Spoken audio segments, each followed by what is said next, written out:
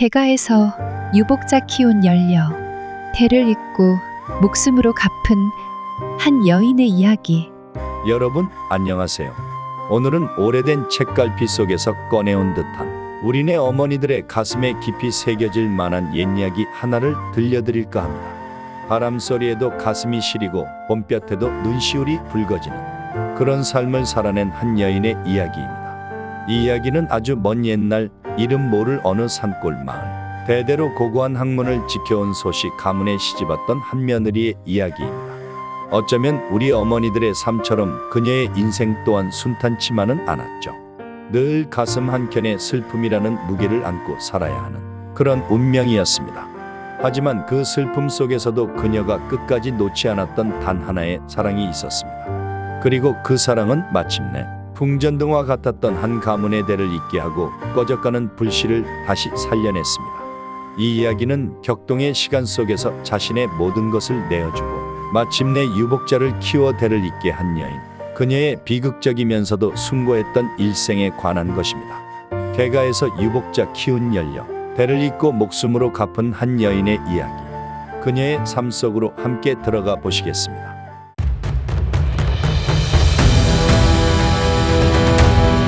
소씨 가문은 그 고을에서 몇 안 되는 양반 집안으로 명망이 높았습니다.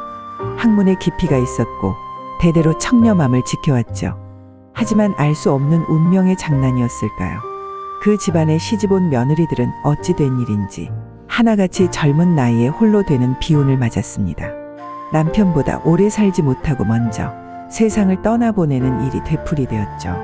오늘 이야기의 주인공인 여인은 바로 그 가문의 세 번째 며느리였습니다. 어린 나이에 꽃같은 혼례를 올리고 부푼 꿈을 안고 시집왔지만 행복은 길지 않았습니다. 혼례 후 채 몇 해가 지나기도 전에 병약했던 남편은 그녀의 곁을 떠났습니다. 갑작스럽게 찾아온 슬픔 속에서 그녀는 비로소 자신이 남편의 마지막 선물, 유복자를 뱃속에 품고 있다는 것을 알게 되었죠.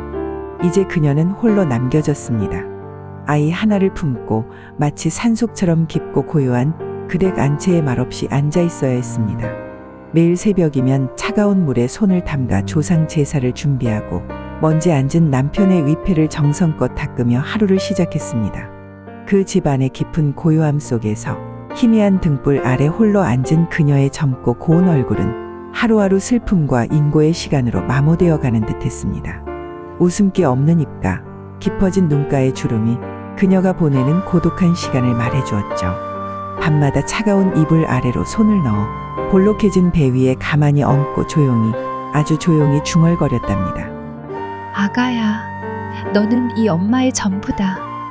내 아버지는 너의 얼굴도 작은 손발도 보지 못하고 그렇게 허망하게 떠나가셨단다. 목이 메어 더 이상 말을 잇지 못하다가 다시 힘겹게 다짐하듯 속삭였죠. 그러니 이 엄마가 무슨 일이 있어도 너를 끝까지 지켜내야겠지. 너는 이 가문의 마지막 희망이고 내 아버지의 전부니까. 뱃속 아이를 향한 그 간절한 다짐은 어떤 비바람에도 흔들리지 않는 단단한 바위처럼 그녀의 마음속에 자리 잡았습니다. 그 다짐 하나로 그녀는 모진 시간을 버텨냈습니다.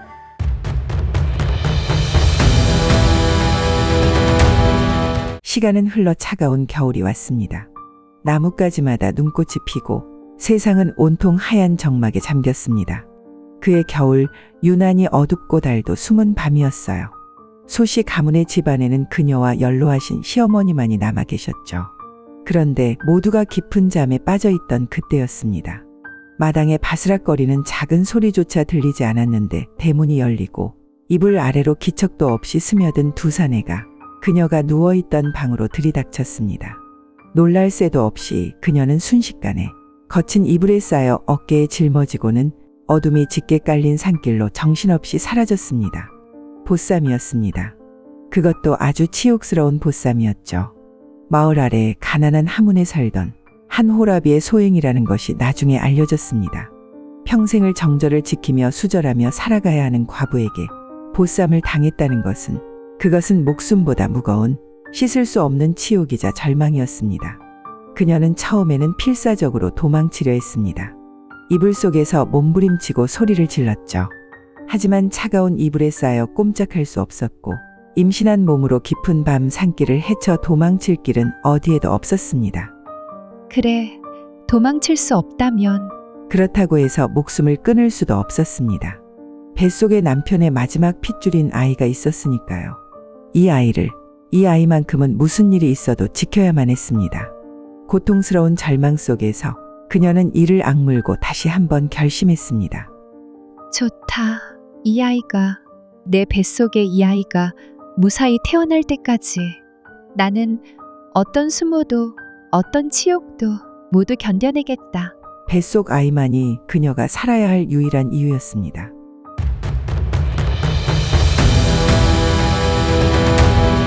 끌려온 곳은 하문에 있는 작고 허름한 집이었습니다. 낯선 곳, 낯선 남자. 모든 것이 어색하고 두려웠습니다. 그 하문의 남자는 과묵했습니다. 말수가 적고 표정이 없는 사내였죠. 그 역시 아내를 병으로 잃고 어린 아이 하나를 홀로 키우고 있었습니다. 마을 사람들의 멸시와 손가락질, 끝이 보이지 않는 가난이 짓누르는 삶 속에서 어쩌면 그에게도 보쌈은 마지막 지푸라기였을지도 모릅니다. 그의 눈빛 속에서도 깊은 고독과 체념이 읽혔습니다.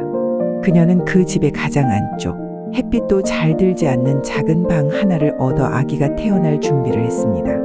날마다 문지방에 기대어 멀리 보이는 산봉우리, 햇빛이 드는 방향만을 하염없이 바라봤습니다. 낯선 집이었지만 그녀의 마음속 가장 깊은 곳에는 늘 죽은 남편의 위패가 놓여 있었습니다. 그리고 그 위패 앞에 건강하게 태어난 아이를 바치겠다는 그 약속 하나로 하루하루를 버텼습니다.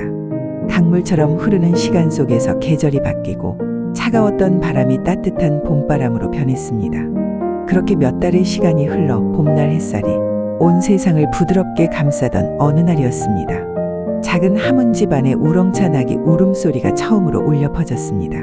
그녀는 힘겹게 아이를 낳고 뜨끈한 품에 안았습니다. 아이의 작고 빨간 얼굴을 보며 그녀는 정말 오랜만에 눈물이 아닌 웃음을 지었습니다. 아가야, 내 아가야. 내가 이렇게 건강하게 세상에 나와주어서 엄마는 이제 무엇이든 견딜 수 있겠구나. 아무것도 두렵지 않다. 그 아이는 그렇게 모진 고난 속에서 태어난 본가의 유복자였습니다.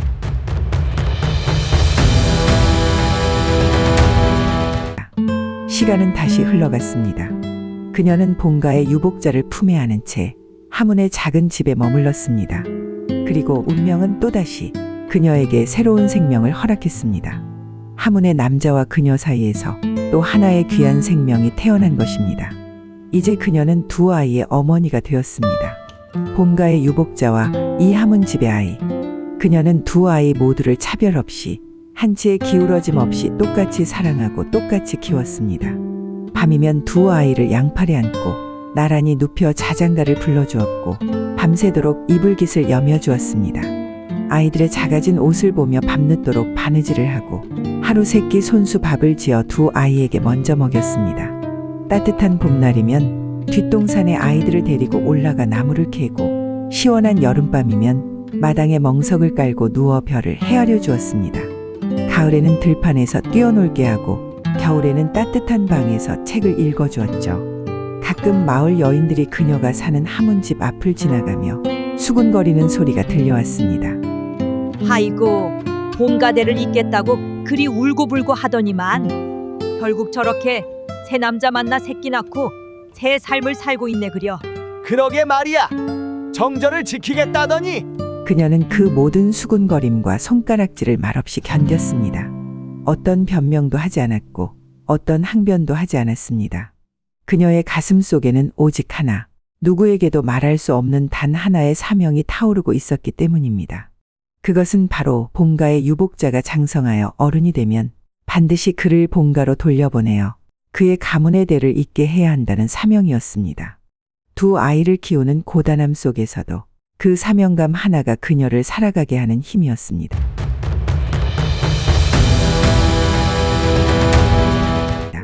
세월이 흘러 두 아이는 훌쩍 자랐습니다. 특히 본가의 유복자는 어릴 적부터 총명하여 글재주가 남달랐습니다. 역시 양반 집안의 피는 속일 수 없는 것인지 학문에 대한 이해력과 집중력이 뛰어났죠. 그녀는 자신의 아픔과 고단함은 모두 뒤로 한 채 오직 이 아이의 학문에 모든 것을 쏟아부었습니다. 마치 아이가 먹는 밥보다 글 읽는 시간이 더 중요하다고 여기는 듯했습니다. 푼푼히 돈을 모아 서당에 보내고 집안의 가장 밝은 자리에 작은 공부방을 따로 마련해 주었습니다. 아이가 밤늦도록 글을 읽는 소리를 들으며 그녀는 말없이 웃었습니다. 그리고 마침내 기쁜 소식이 찾아왔습니다. 유복자가 과거 시험에 응시하여 당당히 장원급제를 한 것입니다. 온 고을 사람들이 그의 총명함과 기계에 감탄하며 칭찬이 자자했습니다. 그녀는 집안 가장 안쪽 방에 앉아 아무 말 없이 창밖 푸른 하늘을 올려다보며 두 손을 곱게 모았습니다. 눈물이 그녀의 뺨을 타고 말없이 또르르 흘러내렸습니다. 그것은 기쁨의 눈물이기도 했지만 오랜 세월 품어왔던 사명이 이제야 마무리될 수 있다는 안도와 함께 찾아온 복잡한 감정의 눈물이었습니다. 이제 네가 돌아갈 때가 되었구나. 내 아가. 그날 밤 그녀는 장성한 아들을 마주 앉혀놓고 그동안의 모든 진실을 한치의 숨김없이 털어놓았습니다.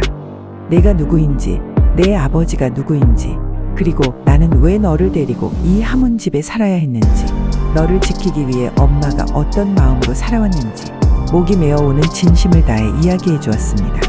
아들은 어머니의 이야기를 들으며 말없이 눈물을 흘렸습니다.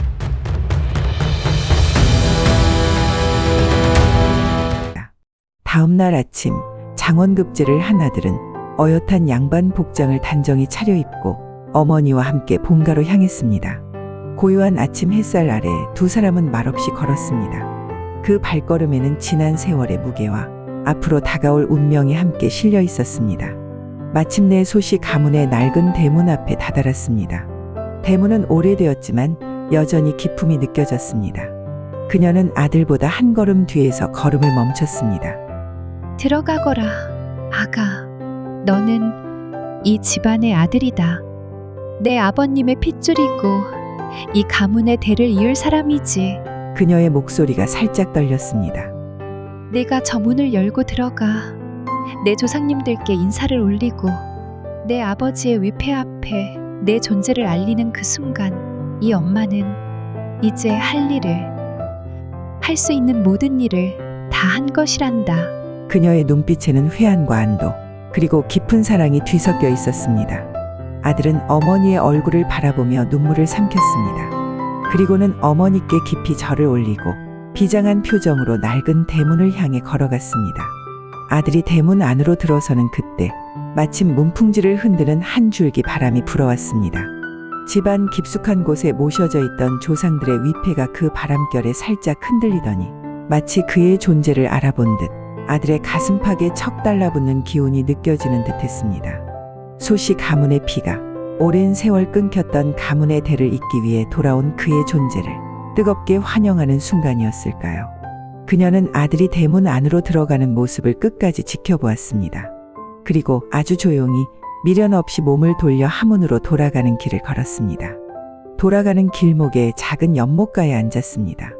잔잔한 수면에 비친 자신의 모습을 보며 그녀는 마치 오랜 꿈에서 깨어난 듯했습니다. 고요함 속에서 두 아이가 어릴 적 밤마다 재워주며 불러주던 자장가를 나지막이 흥얼거렸습니다. 아가, 잠들아가, 예쁜 아가, 잘 자라거라. 자장가 소리가 잦아들고 그녀는 연못가에 앉은 채 조용히 그렇게 눈을 감았습니다. 자신의 삶을 모두 불태워 유복자를 키워 본가로 돌려보내는 사명을 다한 채 그녀는 자신의 흔적을 세상에 크게 남기지 않고 그렇게 호련히 떠나갔습니다.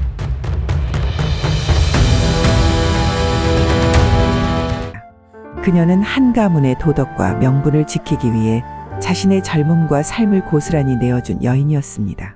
모진 풍파 속에서도 두 아이 모두를 품에 안고 키워낸 위대한 어머니였습니다.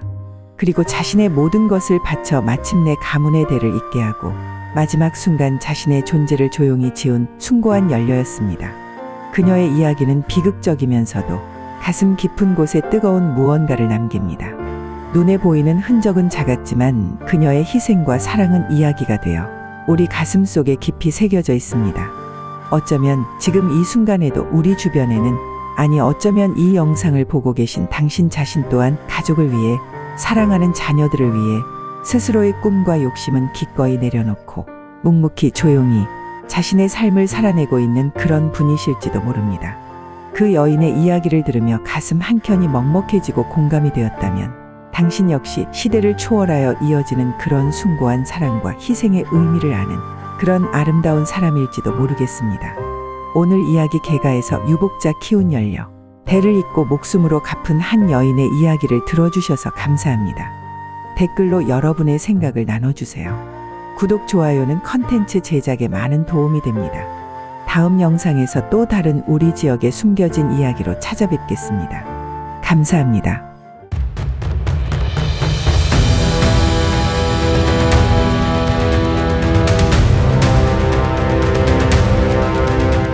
개로 돌아온 어머니의 슬픈 이야기. 안녕하세요, 여러분. 산 좋고 물 맑은 우리 고향 이야기. 오늘은 가슴 먹먹하지만 따뜻한 옛 이야기 하나 들려드릴까 합니다.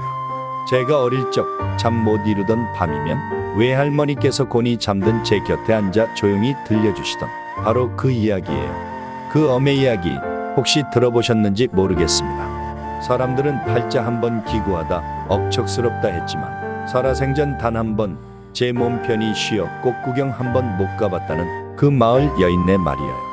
사람들은 다들 그 어메가 세상을 뜨고 난 뒤에야 비로소 그 진심을 조금이나마 헤아릴 수 있었죠.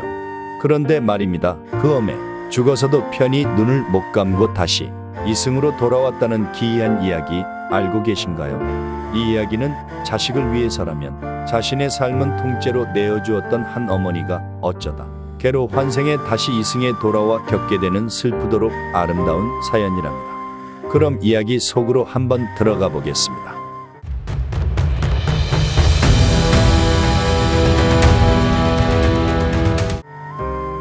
옛날 아주 오래전 이야기입니다. 어느 산골 마을이었는지 그 마을 사람들의 기억 속에는 유난히 강렬하게 남아있는 한 여인이 있었어요. 바로 그 어메였지요. 해 뜨기 한참 전, 아직 밤의 기운이 가시지 않은 새벽부터 그 어메의 하루는 시작되었어요.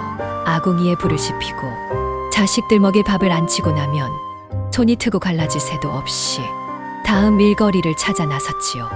명절이 다가오면요? 아이고, 손 마를 새가 어디 있었겠어요. 마을 사람들은 옹기종기 모여 앉아 도란도란 이야기 나누며 떡을 쳤지만 그 어메는 늘 저 멀리서 혼자 땀 뻘뻘 흘리며 떡매를 치거나 비가 오나 눈이 오나 밭에 나가 허리 한번 제대로 펴지 못하고 김을 매거나 걸음을 주는 모습으로만 기억된답니다. 동네 아낙네들이 담벼락 밑에 모여 앉아 세상 돌아가는 이야기, 시집살이 이야기, 자식들 자랑 늘어놓을 때도 그 어메는 늘 그 자리에 없었어요. 누가 찾아가 보면 저기 밭고랑 깊숙한 곳에서 일하고 있거나 집에서 땀에 젖은 얼굴로 장을 담그거나 아이들 밥상을 차리고 있었지요. 마을 어른들은 때로는 안쓰럽게, 때로는 답답하게 그 어메를 바라보며 혀를 차기도 했어요. 아이고, 저 사람 저리 허우적대다. 언제 자꾸 하실라? 좀 쉬엄쉬엄 살지. 하지만 그 어메에게 쉼이란 세상에서 가장 먼 단어였나 봅니다. 마을 장날이 아무리 흥겹게 열려도 멀리 장터에서 들려오는 왁자지껄한 소리를 그저 듣기만 할 뿐, 단 한 번도 장 구경은커녕 집 밖으로 나들이 한 번 제대로 가본 적이 없었대요. 누가 왜 그리 사냐 물으면 늘 돌아오는 답은 한결같았어요. 나는 그럴 팔자가 못 돼. 지금 이 손 놓으면 우리 애들 당장 굶어. 네, 맞습니다. 그 어메는 일찍 남편을 여의고 홀로 5이나 되는 어린 자식들을 키워야 했던 가장이었습니다. 자식들 입에 풀칠이라도 시키려면 하루 24시간이 모자랐고 매일매일이 고단한 전쟁터와 같았겠지요. 고운 비단 옷 한 번 제대로 입어보지 못하고 봄이 오면 산과 들의 아름다운 꽃들을 실컷 구경조차 못하고 그저 오로지 자식들 먹이고 입히고 가르치기 위해 자신의 목숨까지 다해 사셨던 분이셨어요. 자식들이 철이 들어 어메, 이번 봄에는 우리 꽃같이 꽃 구경 가요. 하고 졸라도 그 어메는 늘 지친 얼굴로 웃으며 이렇게만 말했다고 해요.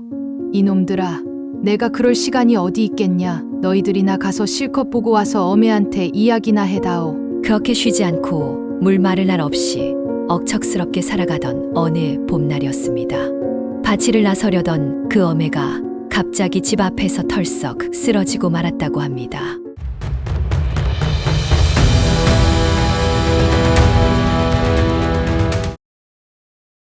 그렇게 억척스럽게 살다 어느덧 그 어매의 수명이 다했는지 고요히 숨을 거두고 저승길로 향하게 되었답니다. 평생 무거운 삶의 짐을 지고 살았던 그 어매는 저승으로 가는 길에 비로소 처음으로 몸이 가벼워지는 것을 느꼈다고 해요. 마치 평생을 짊어지고 다니던 그 무거운 짐들을 모두 내려놓은 듯한 홀가분한 느낌이었겠지요. 하지만 저승길은 이승에서의 바쁜 삶처럼 정신없이 흘러가지 않았습니다. 오히려 끝없이 기다려야 하는 지루함과 고요함이 그 어매를 지치게 했지요. 긴 줄을 따라 한참을 기다리 끝에 마침내 모든 생명의 죄를 판결한다는 엄격한 염라대왕 앞에 서게 되었습니다. 염라대왕은 커다란 책을 펼쳐놓고 그 어매의 삶을 훑어보더니 깊은 한숨을 내쉬었어요. 이 사람 살아생전 이승에서 도대체 무슨 낙을 누리고 살았는고? 옆에 서 있던 저승사자가 고개를 절레절레 저으며 대답했습니다. 소상히 살펴보니 이 여인은 살아생전 단 한 번도 자기 자신을 위해 살아본 적이 없사옵니다.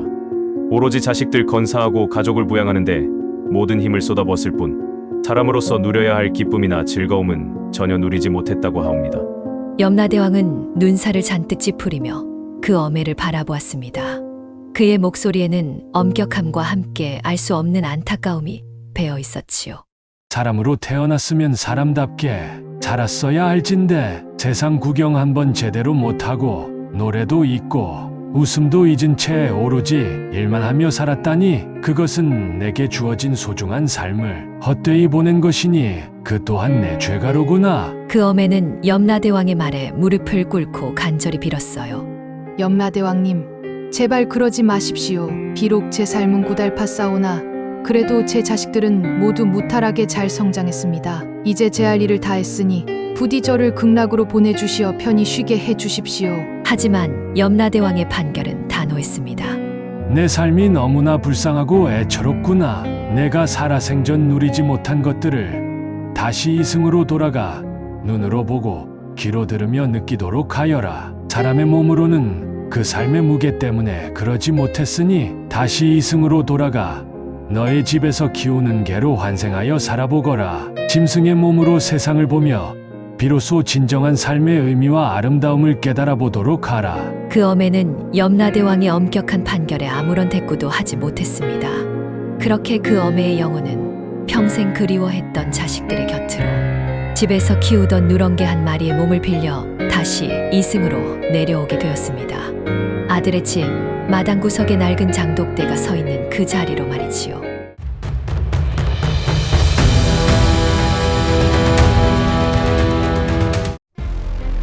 낯설고 불편한 게 몸으로 다시 이승에 돌아온 그 어매는 처음에는 정신이 혼미하고 어리둥절했습니다.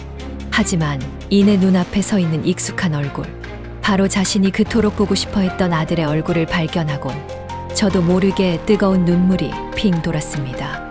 아이고, 내 새끼, 이놈 이렇게나 훌륭하게 컸구나.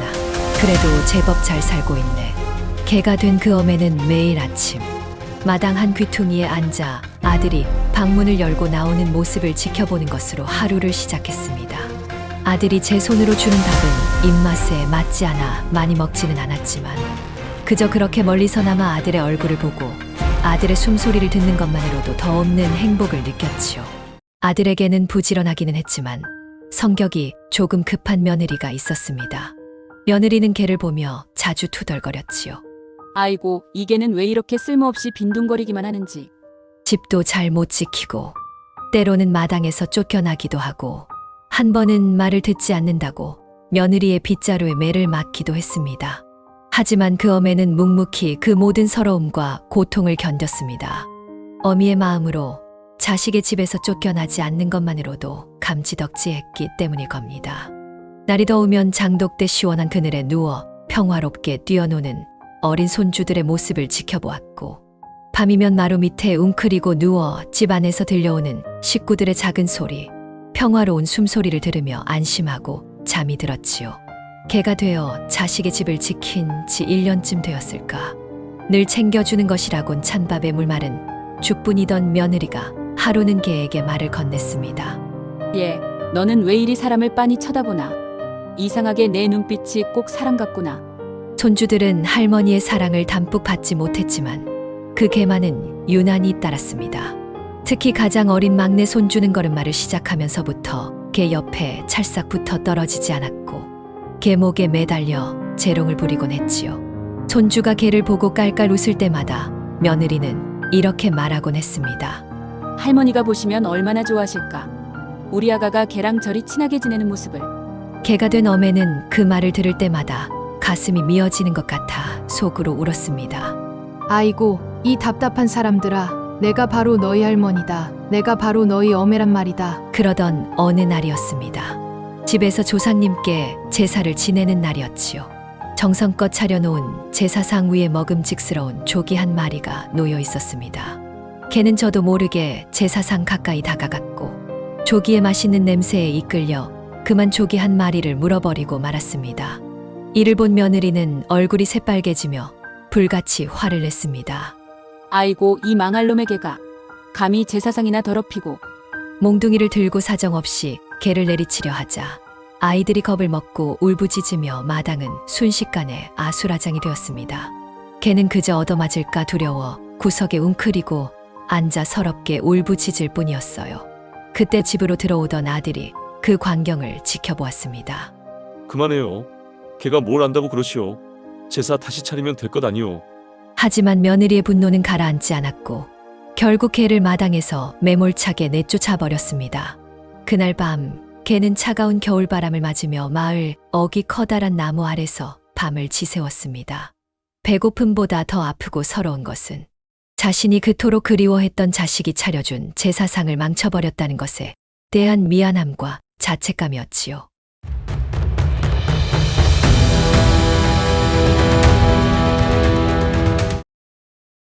그날 밤 개를 매정하게 내쫓고 들어온 아들은 왠지 모르게 마음이 불편해 잠을 설쳤습니다. 몸은 천근만근 피곤했지만 마음속 깊은 곳에서 알 수 없는 후회와 서운함이 올라와 이리저리 뒤척이다 겨우 깊은 잠에 빠져들었습니다. 그리고 그 밤 아들은 아주 기이하고 생생한 꿈을 꾸게 됩니다. 사방이 안개로 뒤덮인 넓은 들판을 홀로 걷고 있는데 저 멀리 안개 속에서 희미하게 하지만 너무나 익숙한 목소리가 들려왔습니다. 얘야, 내 아들아, 잘 지냈느냐? 깜짝 놀라 소리가 나는 쪽으로 고개를 돌리니 안개 속에서 어머니가 걸어오고 있었습니다. 살아생전 마지막으로 뵈었을 때보다 훨씬 야위고 얼굴에는 주름이 더 깊게 패여 있었지만 아들은 한눈에 어머니임을 알아보았습니다. 어머니 맞으세요? 여기가 어디입니까? 어매는 슬픈 얼굴로 아들을 바라보며 말했습니다. 그래, 내 아들이다. 내가 너무 보고 싶어서 저승에서도 너를 잊지 못하고 이렇게 내려왔단다. 내가 어떻게 살아가는지, 잘 지내고 있는지 너무 궁금해서. 하지만 사람의 몸으로는 올 수 없어. 그저 내 집에서 키우던 개 몸을 빌려 내려올 수밖에 없었다. 아들은 어머니의 충격적인 고백에 얼어붙은 듯 그 자리에 서 있었습니다. 겨우 입을 떼어 물었습니다. 예, 그 누렁이가 어머니셨단 말입니까? 제 집 마당에 있던 그 누렁이가? 어매는 말없이 고개를 끄덕였습니다. 눈가에는 서글픈 눈물이 맺혀 있었습니다. 나는 정말 저승에서 모든 짐 내려놓고 편하게 쉬고 싶었는데 살아생전 자식들 걱정에 마음이 너무 무거웠고 또 단 한 번도 내 몸 편히 꽃 구경 한번 가보지 못한 것이 너무나 큰 한이 되어서 도저히 이승을 떠나지 못하고 다시 돌아올 수밖에 없었다. 아들은 어머니의 이야기를 듣는 순간 그동안 개에게 했던 행동들이 주마등처럼 스쳐 지나갔습니다. 알 수 없는 존재라고 함부로 대했던 기억, 귀찮게 여겼던 순간들. 그 모든 것이 어머니였다는 사실에 아들은 그 자리에 흐느끼며 무릎을 꿇었습니다. 어머니, 죄송합니다. 제가 왜 몰랐을까요? 어머니를 왜 알아보지 못했을까요? 어미 개에게도 함부로 대했는데 제가 어머니를 왜 더 잘해드리지 못했을까요? 어매는 다가와 아들의 머리를 쓸어주며 말했습니다. 아니다. 내 아들아, 내 탓이 아니다. 내가 너무 고집을 부려 이렇게 된 것을. 이제는 정말 내 시간이 다 된 모양이구나. 아들은 어머니의 마지막 말에 숨이 턱 막혔습니다.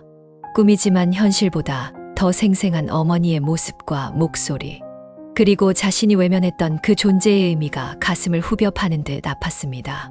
꿈에서 번뜩 깨어난 아들은 멍하니 천장을 보다가 더 이상 지체할 수 없음을 깨닫고 벌떡 일어나 마당으로 뛰쳐나갔습니다.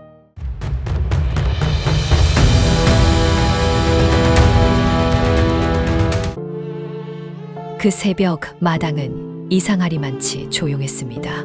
평소 같으면 아침 일찍 일어나 제일 먼저 달려와 꼬리를 흔들며 아들을 반기던 누렁이는 보이지 않았습니다. 마당 구석, 늘 누워있던 장독대 옆에도 누렁이는 없었습니다. 아들은 꿈에서 들었던 어머니의 목소리가 귓가에 맴돌아 미칠 것만 같았습니다. 잠옷바람으로 서둘러 개를 찾아 마당 구석구석을 살피고 대문 밖으로 뛰쳐나가 마을 이곳저곳을 헤매며 다녔습니다. 누렁아, 누렁아, 어디 있니?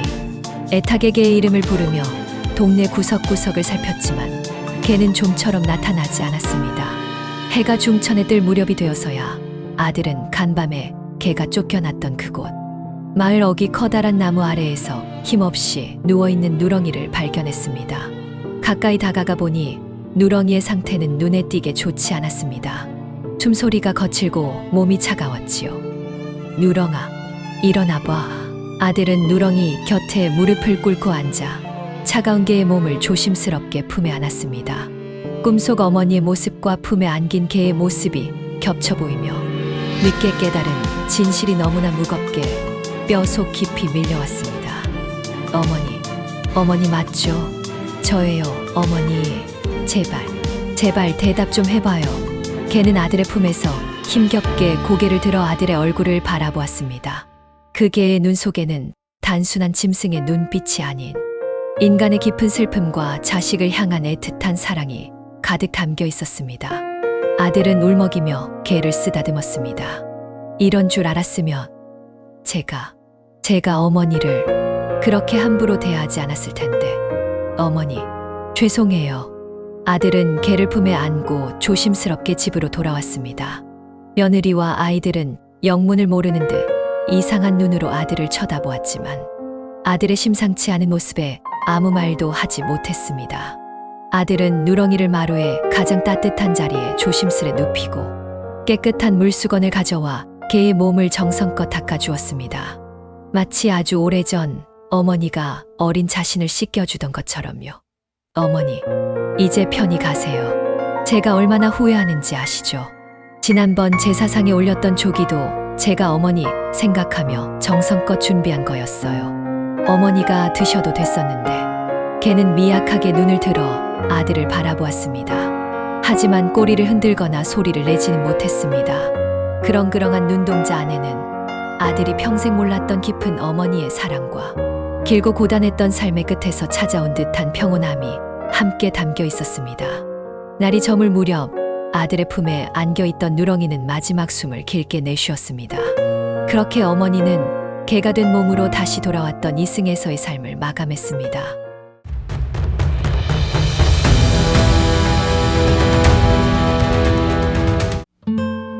아들은 그날 아침 동이 트자마자 마을에서 가장 나이가 많고 존경받는 어른을 찾아갔습니다. 그리고 조심스럽게 입을 열었습니다. 어르신, 제가 키우던 개가 어젯밤 죽었습니다. 그런데 그 개를, 아니, 제 어매를 마을에서 제일 좋은 명당 자리에 묻어드리고 싶습니다. 마을 사람들은 처음에는 아들의 말을 듣고 귀를 의심했습니다. 무슨 소리야? 개를 명당에 묻는단 말이야. 개는 아무데나 묻는 거지. 하지만 아들은 눈물을 글썽이며 지난밤 자신이 꾸었던 기이한 꿈 이야기를 빠짐없이 들려주었습니다. 돌아가신 어머니가 개가 되어 자신 곁에 머물렀다는 믿기 어려운 이야기. 평생 꽃 구경 한번 제대로 못한 것이 한이 되어 다시 돌아오셨다는 사연. 처음에는 미심쩍어 하던 마을 어른들도 아들의 진심 어린 눈물과 이야기에 고개를 끄덕이기 시작했습니다. 몸이야 비록 짐승의 몸이었을지언정 그 안에 담긴 영혼은, 그 영혼은 제 어매였습니다. 저를 낳아주시고 길러주신 제 어머니의 넋이었습니다. 마을 사람들은 아들의 이야기를 듣고 깊은 슬픔과 감동을 느꼈습니다.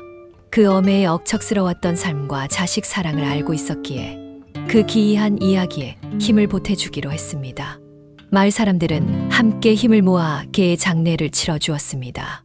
살아생전 꽃 구경 한번 제대로 못 가본 그 어매의 이야기를 들은 마을 아낙네들은 들판으로 나가 온갖 아름다운 야생화들을 한 아름 꺾어왔습니다. 그리고 정성껏 씻겨 수에 대신 깨끗한 천으로 감싼 개의 시신 위에 수북하게 뿌려주었지요. 마치 어머니의 마지막 가는 길을 꽃길로 만들어주려는 듯이 말입니다. 그리고 마을 사람들은 함께 힘을 합쳐 개를 정성껏 묻어주었습니다. 마을에서 제일 햇살이 잘 들고 멀리 산과 들판이 한눈에 보이는 곳, 그 어매가 살아생전 일만 하느라 제대로 보지 못했던 아름다운 풍경이 펼쳐진 들녘 끝 가장 좋은 자리에 개를 묻어주었습니다. 아들은 무덤 앞에 무릎 꿇고 앉아 작은 돌멩이들을 하나하나 쌓아 올렸습니다. 그리고 비석 대신 쓸만한 널쩍한 돌멩이 하나를 골라 이렇게 새겨 넣었습니다. 어머니의 넋이 잠든 곳. 흙을 한 줌 한 줌 덮을 때마다, 돌멩이를 하나하나 쌓을 때마다 아들은 속으로 나지막이 빌고 또 빌었습니다. 어머니, 이제는 이 무거운 짐 모두 내려놓으시고 부디 편히 쉬소서. 다음 생에는 사람으로 태어나셔서 그저 아름다운 꽃길만 걸으소서. 며느리도 남편의 이야기를 듣고 눈물을 흘리며 자신의 잘못을 뒤늦게 깨달았습니다. 제가 정말 몰랐습니다. 그렇게 함부로 대했는데 제가 죄인입니다. 아이들은 할머니의 무덤 주위에 둘러앉아 고운 꽃씨들을 뿌려주었습니다. 할머니, 이제 저희가 뿌린 꽃 보시고 매일매일 꽃 구경하세요.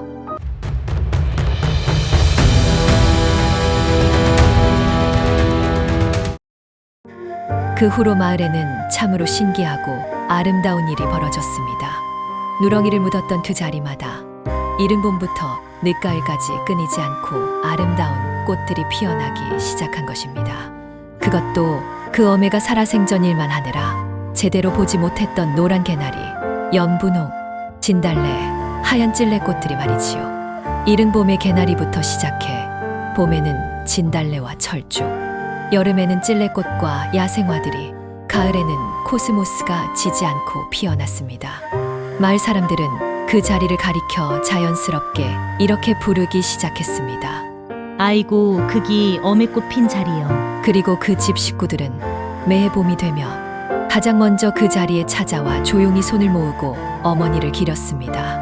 아들은 그 자리에 작은 정자를 하나 지어놓고 시간이 날 때마다 찾아와 앉았습니다. 어머니에게 살아생전 다 하지 못했던 이야기, 들려주고 싶었던 세상 이야기를 조곤조곤 들려주었지요. 어머니 보시면 참 좋아하셨을 텐데. 어매 담 너머 김서방네는 이번에 황소 한 마리를 새로 드렸대요. 소값이 많이 올랐는데 대단하지요. 어머니께 꼭 이야기해 드리고 싶었어요. 그 자리에 앉아 이야기를 하다 보면 신기하게도 따뜻하고 부드러운 바람이 불어와 아들의 뺨을 어루만지는 것 같았다고 합니다. 마치 어머니가 미소 지으며 자식을 따뜻하게 쓰다듬어 주는 것 같았다고요. 세월이 흘러 아들의 머리카락이 어머니처럼 하얗게 변해갈 무렵이었습니다. 어느 따뜻한 봄날 그 자리에 앉아 꽃들을 바라보다가 조용히 잠이 들었대요. 그리고 그 꿈 속에서 아들은 다시 어머니를 만났다고 합니다. 이번에는 짐승의 몸이 아닌 고운 비단 옷을 곱게 차려입은 아름다운 어머니의 모습으로 말입니다. 어머니는 환한 미소를 지으며 아들의 손을 잡고 끝없이 펼쳐진 꽃밭을 함께 거닐었다고 합니다. 그 어매 이야기, 이제는 아는 사람만 아는 옛 전설처럼 되었지만요. 지금도 그 마을에 가면 이른 봄이면 다른 어느 곳보다 가장 먼저 꽃이 환하게 피어나는 그 자리가 있다고 합니다. 누가 물으면 마을 사람들은 말하지요. 아, 그게 말이여. 개로 환생했던 그 어매꽃 핀 자리여. 어미의 사랑은 끝이 없다고 합니다. 자신의 모든 것을 내어주고도 자식 곁을 떠나지 못하는 것이 어미의 마음인가 봅니다. 혹시 우리도 바쁘고 고된 세상살이 속에서 우리 곁에 소중한 사람들에게 혹은 우리 스스로에게 너무 모질게 굴지는 않았는지, 정작 마음을 표현하지 못하고 후회할 일을 만들고 있지는 않은지, 이 이야기를 들으시며 잠시라도 마음을 들여다보시는 시간이 되셨으면 좋겠습니다. 너무 늦기 전에 말이에요. 오늘 이야기계로 돌아온 어머니의 슬픈 이야기를 들어주셔서 감사합니다. 댓글로 여러분의 생각을 나눠주세요. 구독, 좋아요는 컨텐츠 제작에 많은 도움이 됩니다. 다음 영상에서 또 다른 우리 지역에 숨겨진 이야기로 찾아뵙겠습니다. 감사합니다.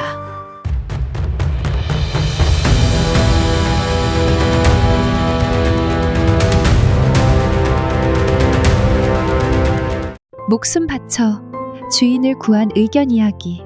자, 오늘도 제 이야기 보따리에서 옛날 이야기 한 자락 꺼내 볼랍니다. 살다 보면 말이죠. 사람이 사람한테 받는 은혜도 참 귀하고 감사하지만 가끔은 짐승한테 받는 그 진솔한 정이 사람 마음을 더 깊게 울릴 때가 있습니다. 오늘 들려드릴 이야기는 바로 그런 마음 시린 이야기. 자기를 살려준 주인 곁을 단 한순간도 떠나지 않고 기어코 제 목숨까지 바쳐 그 주인 목숨을 지켜낸 어느 개 한 마리의 이야기지요. 그 고마운 개의 이야기는 지금도 전라북도 임실당 오수라는 이름에 고스란히 전해지고 있고요. 거기 가면 그 개의 높은 뜻을 기리는 의견비라는 비석도 정겹게 서 있습니다. 그럼 한번 들어보실랍니까? 이야기 속으로 들어가 보겠습니다.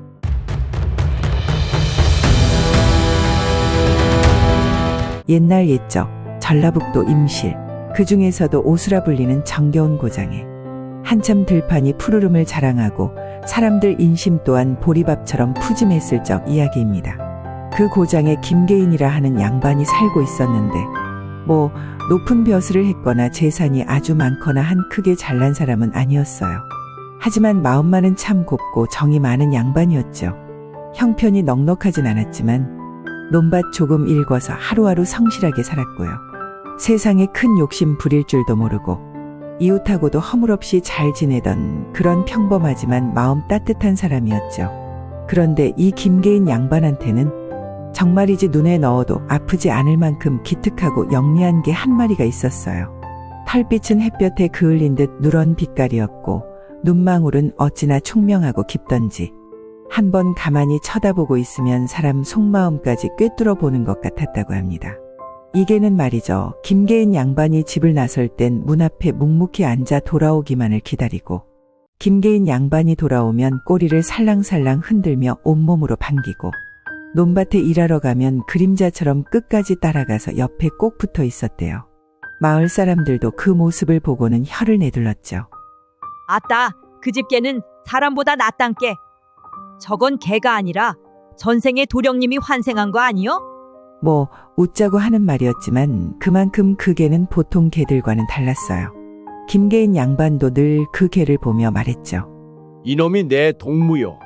비록 사람 말은 못 쳐도 내 마음을 가장 잘 아는 둘도 없는 동무지.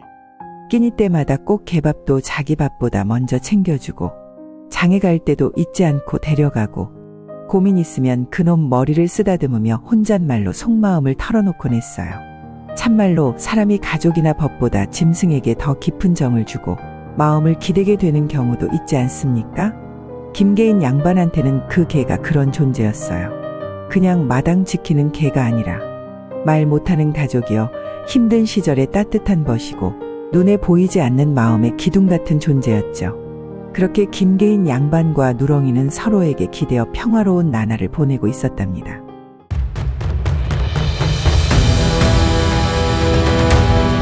그날은 닷새마다 한 번씩 서는 오수 마을의 소문난 장날이었어요. 김계인 양반은 그날도 장에 다녀올 채비를 했죠.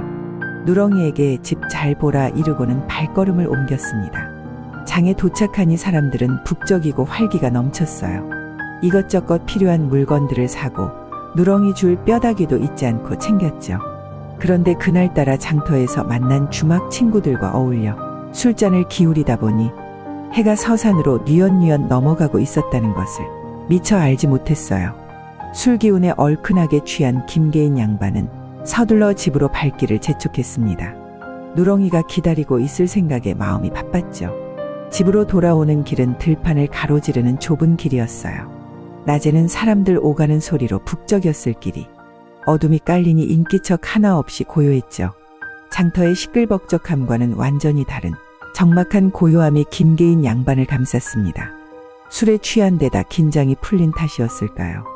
들길을 터덜터덜 걷던 김계인 양반은 어느새 발걸음이 무거워지는 것을 느꼈어요. 아이고, 잠시만 눈 좀 붙였다 갈까? 결국 들판 한쪽에 쓰러지듯 앉아 잠시 기댄다는 것이 그만 깊은 잠에 빠져들고 말았답니다. 별이 총총하게 뜨는 밤하늘 아래 김계인 양반은 들판에 누워 세상 모르고 잠들어 있었어요. 그리고 그의 곁에는 집에서부터 주인을 따라 나섰는지 아니면 길을 나선 주인을 기다리다 뒤늦게 따라왔는지 알 수 없는 누렁이가 묵묵히 자리를 지키고 있었죠.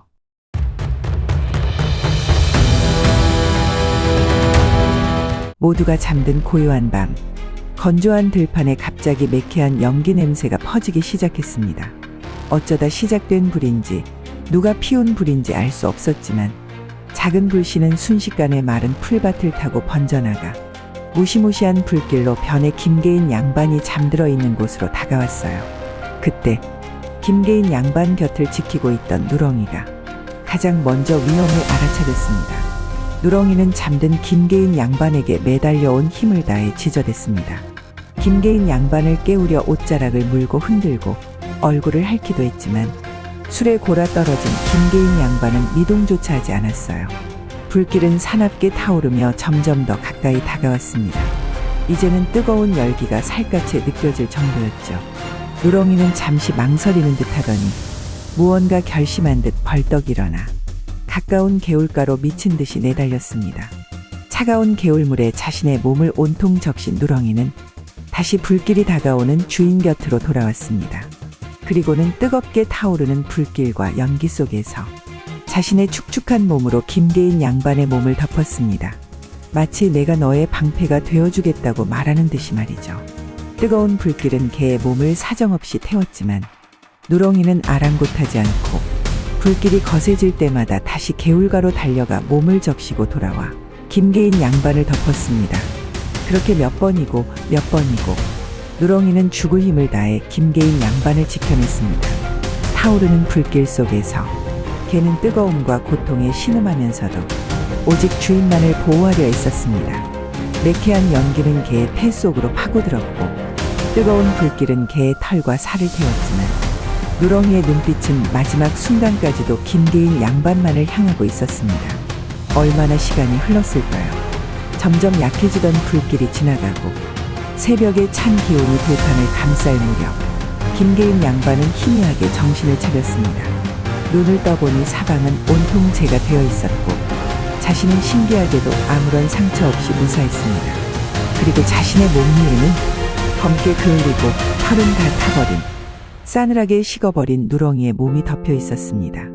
김계인 양반은 영문도 모른 채 자신의 몸을 덮고 있는 누렁이를 밀어냈습니다. 하지만 누렁이는 미동도 없었어요. 그제야 사태를 파악한 김계인 양반은 자신이 자는 동안 들판에 불이 났고 이 충직한 개가 뜨거운 불길 속에서 자신을 살렸다는 것을 알게 되었습니다. 누렁아! 김계인 양반은 재가 된 들판 위에서 싸늘하게 식어버린 누렁이를 끌어안고 하늘이 무너지듯 오열했습니다. 자신의 부주의로 위험에 처한 자신을 위해 말 못하는 짐승이 자신의 목숨까지 바쳐가며 은혜를 갚고 충성을 다한 것이었죠. 그날 새벽 들판에는 매캐한 연기 냄새와 함께 김계인 양반의 통곡 소리가 구슬프게 울려 퍼졌답니다.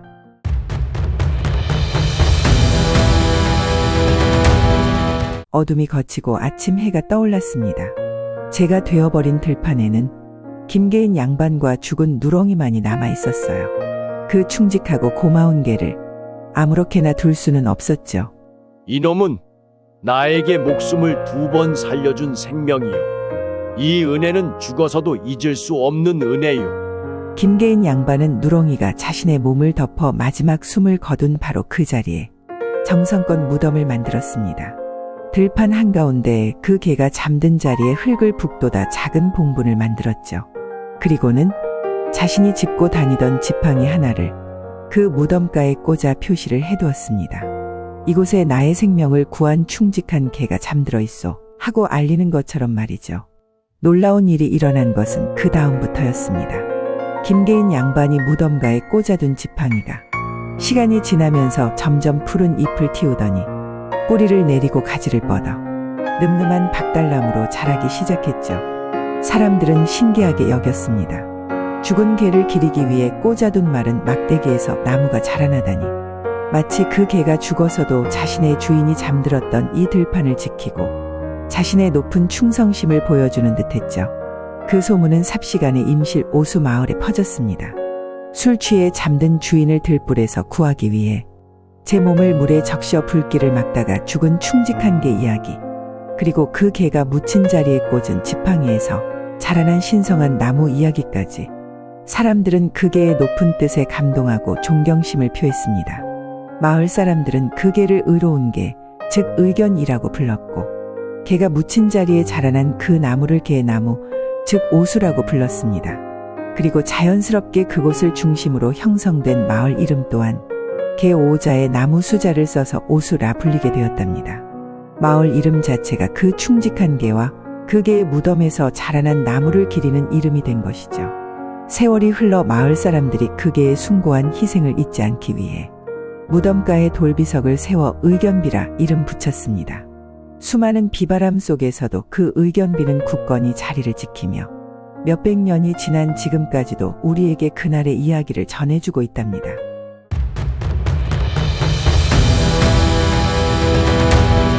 시간은 참 많이도 흘렀습니다.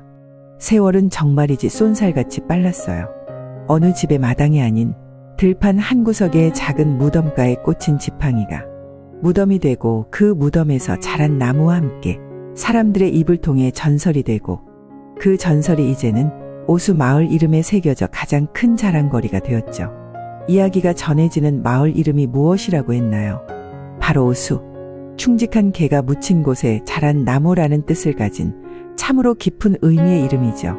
오숙의 이야기는 세월이 흘러 어린이들 동화책에도 초등학교 교과서에도 나와 우리 아이들에게 따뜻한 가르침을 주었고, 심지어는 멀리 해외 방송에서도 감동적인 이야기로 소개되었답니다. 누가 뭐래도 이 오숙의 이야기는 단순히 개에 대한 이야기만은 아닐 겁니다. 자신에게 베풀어진 따뜻한 은혜를 결코 잊지 않고 자신의 목숨을 바쳐서라도 그 은혜에 보답하려 한 진심의 이야기. 그 개가 진짜로 신통한 힘을 가진 존재였는지, 아니면 그저 주인을 너무나도 사랑했던 평범한 개였는지는 이제 아무도 정확히 알 수는 없습니다. 하지만 그 개가 보여준 진심과 사랑만큼은 단 하나의 거짓도 없이 진짜였습니다.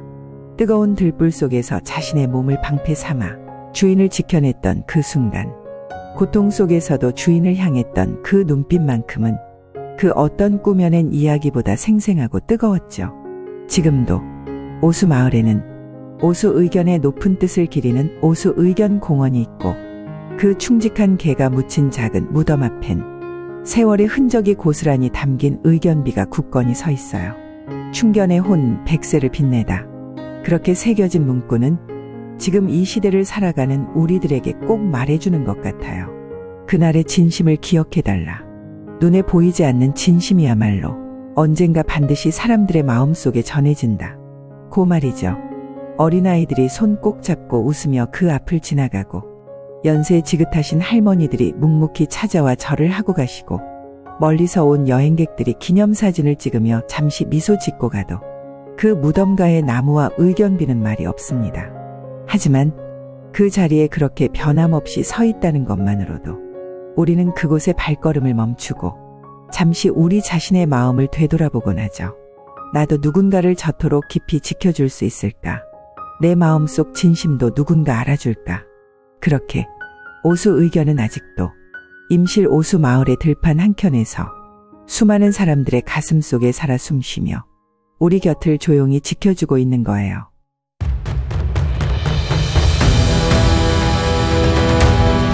전설이라고 하면 왠지 아주 멀고 신비로운 나라 이야기 같지만, 사실 가장 위대한 전설은 늘 우리 삶의 가장 가까운 곳에서 시작되는 법이죠.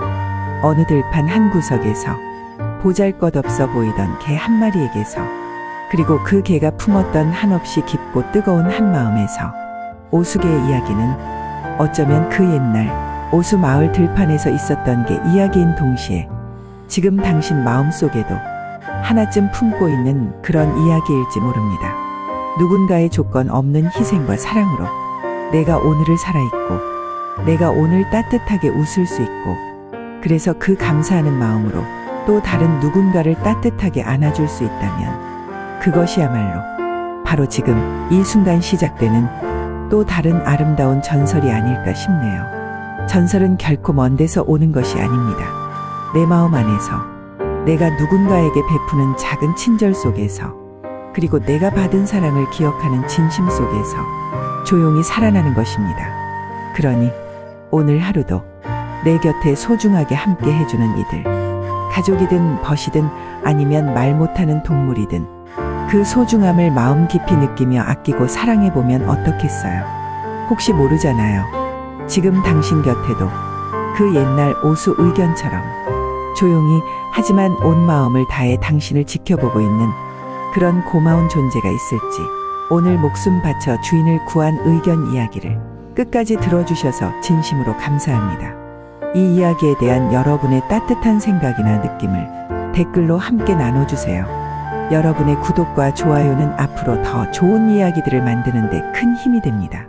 다음 영상에서는 또 다른 우리 지역에 숨겨진 혹은 잊혀가는 따뜻한 이야기로 찾아뵙겠습니다. 감사합니다.